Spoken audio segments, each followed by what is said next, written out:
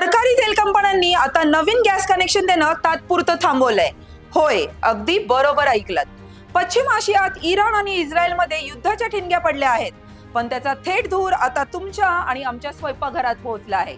तुम्हाला माहित आहे का, भारत आपल्या गरजेचा 65% LPG परदेशातून आयात करतो. पण युद्धाच्या भीतीमुळे होर्मुझच्या सामुद्रधुनीतून होणारी गॅस वाहतूक विस्कळीत झाली आहे. परिणामी सरकारी तेल कंपन्यांनी नवीन गॅस कनेक्शन देणं तात्पुरतं बंद केलंय. ज्यांना नवीन घरात राहायला जायचंय किंवा ज्यांना पहिल्यांदाच कनेक्शन हवंय, त्यांची अडचण आता वाढली आहे. सध्या सरकारचं एकच लक्ष आहे की जुन्या ग्राहकांना गॅस पुरवठा खंडित होऊ नये.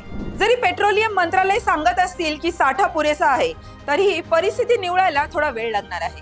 तोपर्यंत उपलब्ध गॅस जपून वापरा, कारण रणांगण लांब असलं तरी त्याची झळ थेट आपल्या चुलीपर्यंत आली आहे. अशाच इन्फॉर्मेटिव्ह बातम्या पाहण्यासाठी पाहत रहा पुणे लोक.